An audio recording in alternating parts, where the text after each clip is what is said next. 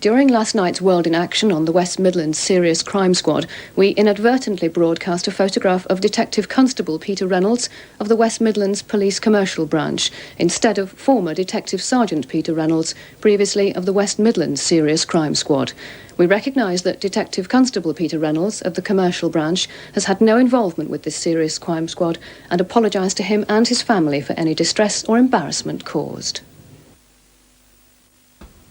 At 10:35 tonight, we meet Harold Lloyd, described as the third great genius of the silent screen. That's 10:35 tonight. But now we go over to the studios of ITN for tonight's news at 10.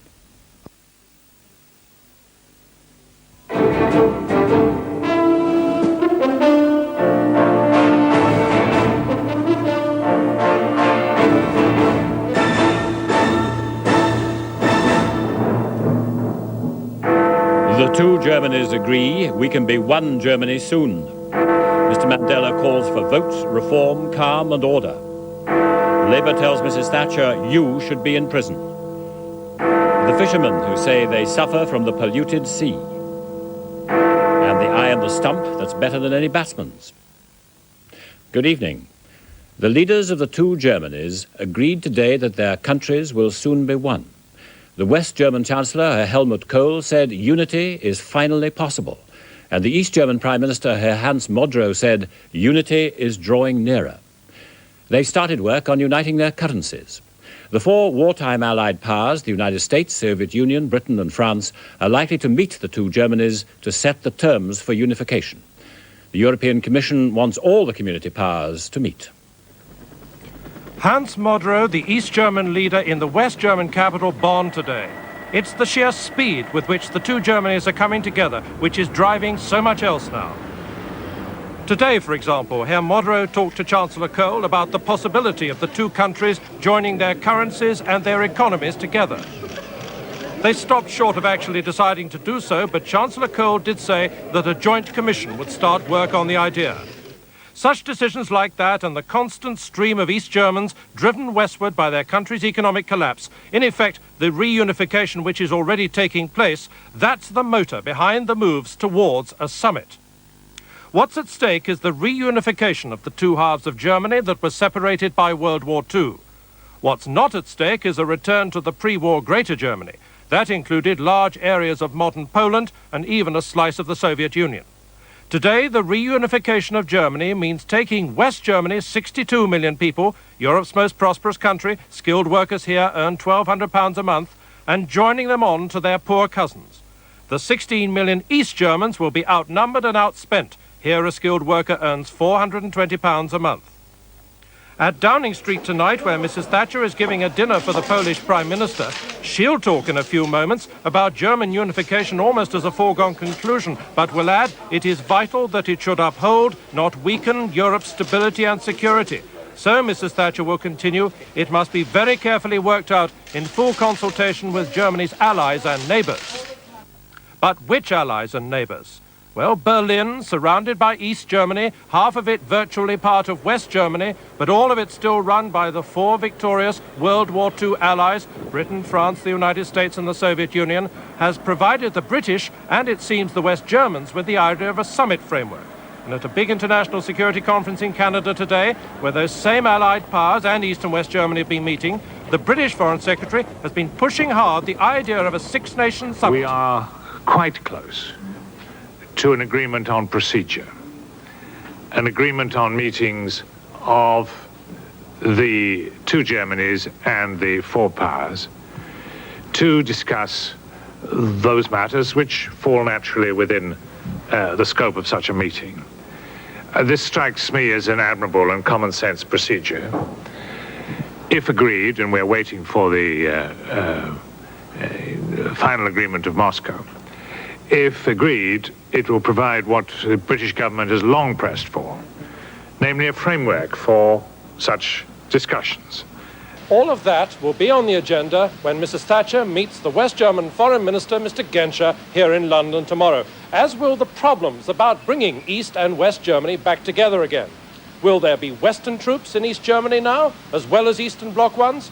Or should there be no troops there at all? Michael Brunson, News at 10, Westminster. The Kirov Crane Works in Leipzig employs 2,500 people and exports to 25 countries. But like other East German factories, it's losing skilled workers as East Germans continue to migrate to the West at the rate of 2,000 every day. The loss of our skilled workers is having a very negative effect, but we are trying to maintain at least a low level of production. The shortage of skilled workers is putting the already fragile East German economy under increasing pressure.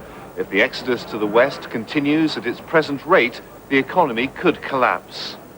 Enterprises in cities all over East Germany are feeling the effects, but the brain drain is most acutely felt in the hospitals. Wards lie empty as more doctors and nurses leave the country. In Bitterfeld, East Germany's most polluted industrial town, factories now fly the West German flag. Workers here say only West German money can pay to clean up and modernize. We think only a unified Germany will solve the terrible pollution. For Bitterfeld, it's almost too late. Many East German factories are already preparing for German unity. This loss-making works in Leipzig makes parts for the Trabant car. They're setting up a joint project with West Germany's Volkswagen. We expect financial and technical cooperation with Volkswagen to produce a new German car. Many other East German factories are also trying to attract West German capital investment. Leno Glaser, News at 10, Leipzig. Nelson Mandela has returned to the home in Soweto that he last saw nearly 30 years ago. 100,000 people gathered in the Soccer City Stadium to welcome him back, and thousands more blocked the roads outside. His message was uncompromising. They must be disciplined in the fight to end what he termed the dark hell of apartheid. Trevor MacDonald is in Soweto. Good evening from Soweto, the town to which Mr. Mandela returned today, as he almost promised he would. Tonight, he's at home surrounded by family and friends, having had a home-cooked dinner and some sparkling wine. But that came at the end of an intensely political day. Today, Mr. Mandela told his supporters where he stood, and he spoke to them as an elder statesman would. He talked about the end to township violence, and he called on his people to reassure white South Africa. And to a cheering, emotional crowd, he said, "Let discipline be our guide, let education be our weapon in the struggle for freedom." Kevin Dunn followed Mr. Mandela's extraordinary day. From early morning, they poured onto the streets of Soweto to welcome Nelson Mandela home. Clinging to anything that moved, they streamed from the township to see and hear for the first time the man who for them is the father of the nation. More than 90,000 people crammed into South Africa's biggest sports stadium to see their dreams of his return become reality. Long before his arrival, a celebration carnival was already underway.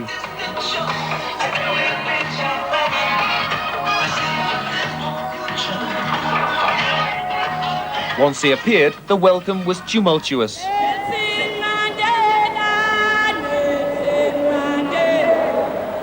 And so the leader, lost to generations, at last paraded before his people. Finally, they heard the voice silenced for so long. Mr. Mandela's message was of moderation, urging his followers to maintain discipline and rid the townships of violence. The hijacking and setting alight of vehicles and the harassment of innocent people are criminal acts that have no place in our struggle. We condemn that. He then pointed the way forward.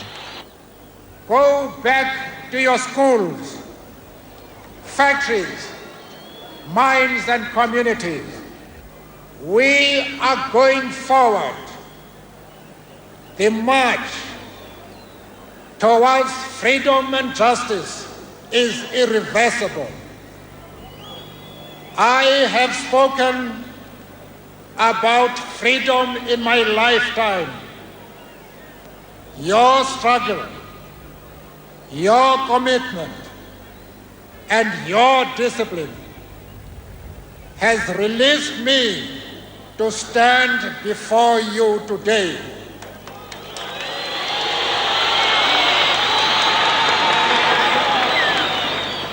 Africa! Africa! Haibuya, Amanda. The message was left ringing across Soweto to those two who'd waited outside his tiny township house.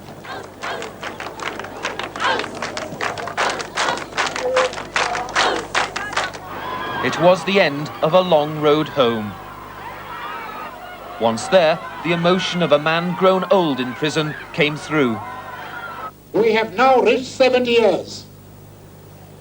We can't have many years left before we close our lives. But because of the support and inspiration that you have given us, we will all sleep permanently with a smile in our face. This then is the moment Soweto has waited 27 years to see. Nelson Mandela at last is home. Inside the house he last saw in 1962, Nelson Mandela finally savoured the company of friends and of family, and savoured above all the pleasure of simply being back home.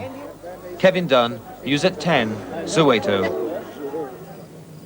For 3 days now, South Africa has been overwhelmed by news of Nelson Mandela. His every move's been followed, his every utterance carefully scrutinized. Today, the government attempted to fight back. The man chosen to put some government news back on the front page was Gerrit Viljoen, Minister for Constitutional Development. Edward Sturton went to Cape Town to hear the government's reaction to the Mandela avalanche. President de Klerk's offices in Cape Town, the words of Nelson Mandela have been closely monitored. This afternoon, the man regarded as the president's intellectual guru gave them a cautious welcome. On two important issues, the government is in agreement with Mr. Mandela. First, that the remains of apartheid must be removed, and secondly, the need for universal suffrage in a united democratic South Africa. However, we specifically find unacceptable his views on sanctions, on nationalization and on the armed struggle. The principal concern that Nelson Mandela's commitment to nationalization will discourage foreign investment. Last night, the Conservative Party held what they claim was the biggest ever white political rally in Cape Town. There are fears that right-wing political opposition will become violent opposition.